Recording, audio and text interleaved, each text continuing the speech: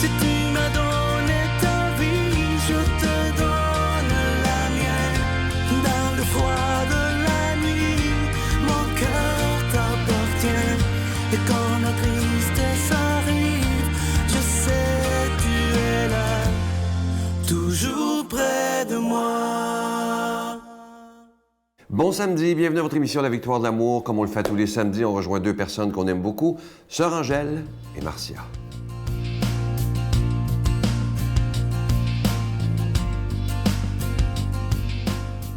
Bonjour tout le monde! Bonjour! Bonjour, Sœur Angèle! Bonjour, c'est bien! On a avancé, reculé. Qu'est-ce qu'on a fait? Non, c'est-à-dire On a perdu une heure. Oui, non, c'est-à-dire qu'on a avancé. Quand on avance, on la perd. Oui, moi, quand on recule, on la gagne. Mais là, vous venez de me perdre.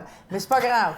La question est de savoir que quand on recule ou on avance l'heure, comme a été le cas la semaine dernière, il y a quelque chose qui se passe, je sais pas pour vous, mais pour moi et Sœur Angèle aussi, au niveau du temps. C'est comme si on re-questionne, on réévalue, on se replace par rapport à notre rapport au temps. Puis vous avez quelque chose de super intéressant à dire en lien avec le temps. Absolument. Le temps, c'est précieux. D'abord, quand vous avez besoin de quelque chose, allez chercher quelqu'un qui est bien occupé. Vous êtes il va sûr, certainement vous réaliser, vous dire oui, je vais essayer, mais il va le faire. Il va vous dire certain.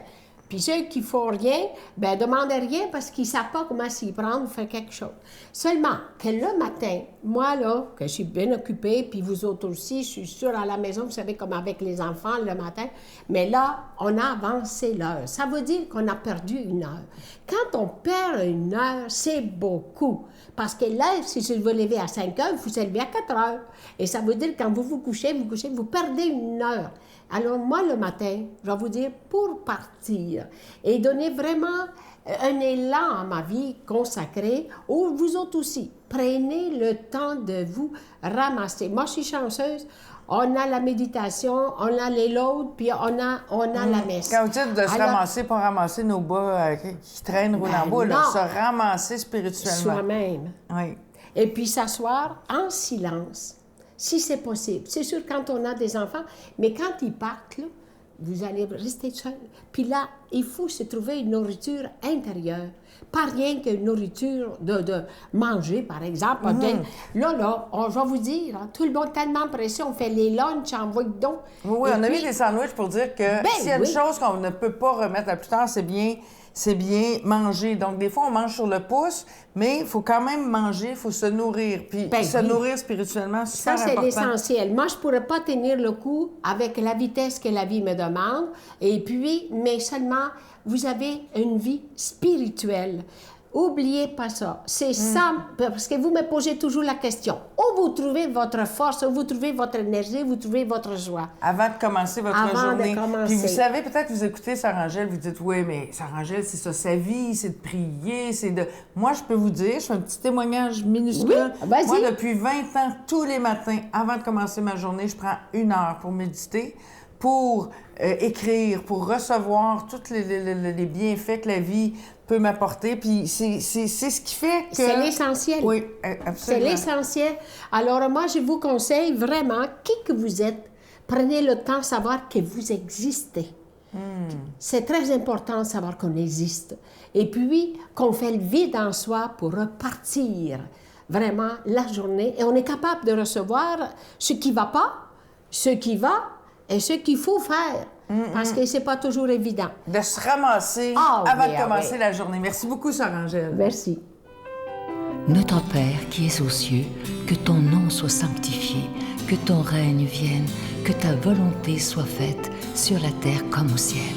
Donne-nous aujourd'hui notre pain de ce jour. Pardonne-nous nos offenses comme nous pardonnons à ceux qui nous ont offensés. Ne nous laisse pas entrer en tentation, mais délivre-nous du mal, car c'est à toi qu'appartient le règne, la puissance et la gloire pour les siècles des siècles. Amen. Dans le cadre des festivités du 25e anniversaire de la Victoire de l'amour, nous vous invitons à un pèlerinage inoubliable en France, en compagnie du père Michel-Marie Brigitte Bédard, Miguel Padilla et la participation occasionnelle de Sylvain Charon. Nous visiterons Lourdes, Saint-Malo, Mont-Saint-Michel, Lisieux et Paris. Nous assisterons au spectacle musical Bernadette de Lourdes qui attire des foules du monde entier. Célébration eucharistique avec le père Michel-Marie, du 25 septembre au 6 octobre 2020. Information 1-877-277-4412.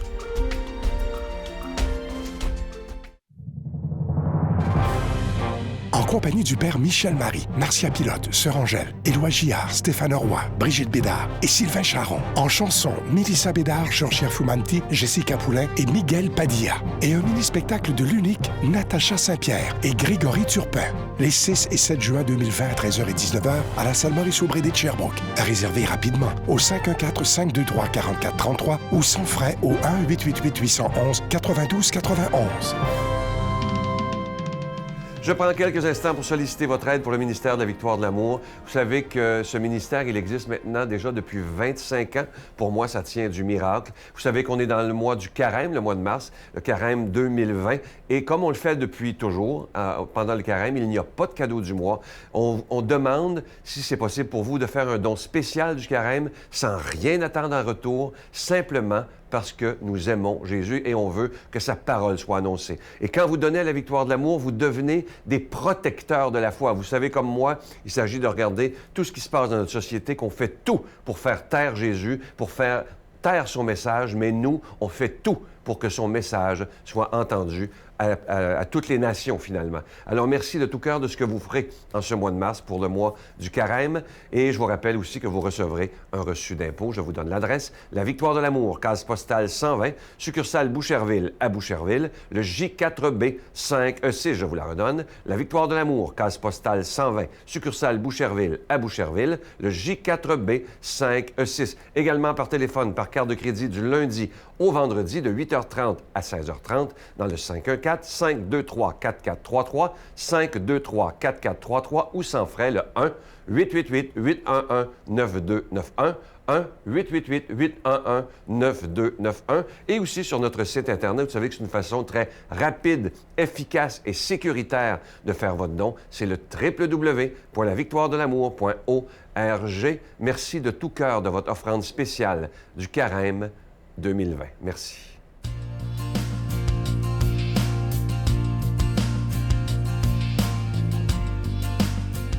Mon Dieu, donnez-moi la sérénité d'accepter les choses que je ne peux changer, le courage de changer les choses que je peux et la sagesse d'en connaître la différence.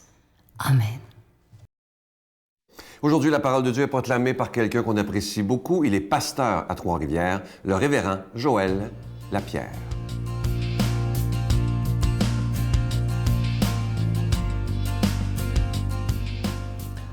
Bonjour et quel plaisir d'être avec vous aujourd'hui dans la lecture des Saintes Écritures et je vous invite dans l'Évangile selon Luc, dans le chapitre 15. On va lire une histoire bien connue, cette histoire du Fils prodigue. Et j'espère ce matin que vous découvrirez de nouvelles dimensions de cette belle histoire que le Seigneur Jésus raconte. Et voici le contexte.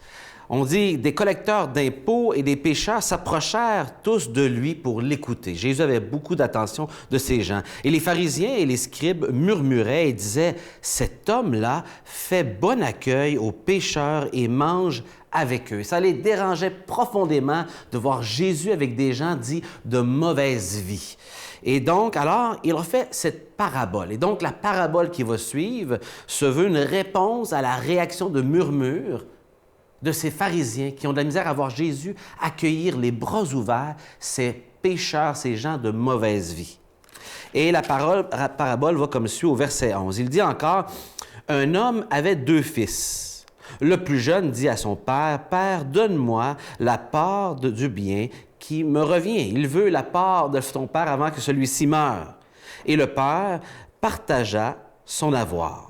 Peu de jours après, le plus jeune fils, ayant tout réalisé, partit pour un pays lointain et il dilapida son bien dans une vie de désordre. Il a pris la décision de goûter à la vie et tous les plaisirs qu'il pouvait avoir avec l'argent. Et quand il eut tout dépensé, Une grande famine survint dans ce pays et il commença à se trouver dans l'indigence.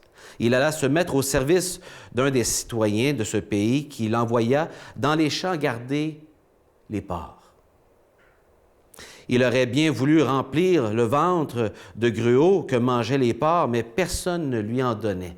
Il était rendu vraiment bas, vraiment creux dans sa fuite. Et on dit, rentrant en lui-même, il se dit, ça c'est bon, on commence à voir maintenant la pensée intérieure qu'il a. Combien d'ouvriers de mon père ont du pain de reste, tandis que moi ici, je meurs de faim? Je vais aller vers mon père et je lui dirai, Père, j'ai péché envers le ciel et contre toi. Je ne mérite plus d'être appelé ton fils, traite-moi comme l'un de tes ouvriers. Et là, on voit le fils qui a une introspection et vient à ce qu'on appelle une étape de repentance, de regret et de vouloir revenir là où il avait quitté son père. On voit ici un pécheur repentant. Quelle est la réaction du père maintenant? On dit au verset 20, « Il alla vers son père et comme il était encore loin, son père l'aperçut et fut rempli de pitié. » Ça vient d'ici, là. Il a eu les entrailles touchées de voir son fils. Il l'attendait, il l'accueillait. Et il courut se jeter à son cou et le couvrit de baisers. Quel père heureux qui attendait depuis si longtemps son fils et lui dit, « Père, j'ai péché envers le ciel et contre toi, je ne mérite plus d'être appelé ton fils. » Mais le père dit à son serviteur, « Vite, apporte les plus belles robes et habille-le. Mets-lui un anneau au doigt, des sandales aux pieds, amène-le le veau gras.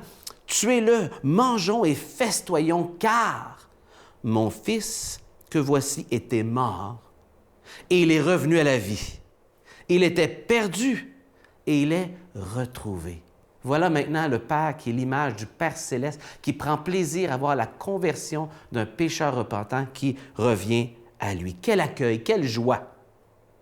Troisièmement, maintenant, l'autre fils. Ils se mirent à festoyer et son fils aîné était au champ. Et quand, à son retour, il approcha de la maison, il entendit de la musique et des danses. Appelant un des serviteurs, il lui demanda qu'est-ce qui se passait. Celui-ci lui dit, « C'est ton frère qui est arrivé et ton père a tué le veau gras parce qu'il l'a vu revenir en bonne santé. » Alors il se mit en colère. Il ne voulait pas entrer. Et son père sortit pour l'en prier. Mais il répliqua à son père, « Voilà tant d'années que je te sers sans avoir jamais désobéi à donner un chevreau et tu n'as jamais donné un chevreau pour festoyer avec mes amis. Mais quand ton fils, que voici est arrivé, lui qui a mangé ton avoir avec des filles, tu as tué le veau gras pour lui. » La jalousie tout à coup.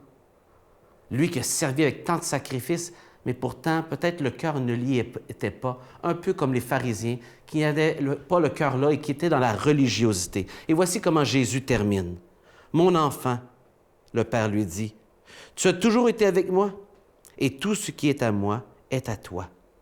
Mais il fallait festoyer et se réjouir parce que ton frère, que voici, est mort. Il est vivant maintenant. Il était perdu et il est retrouvé. » Voilà la joie du Père céleste qui veut accueillir chacun d'entre nous et qui a les bras grands ouverts.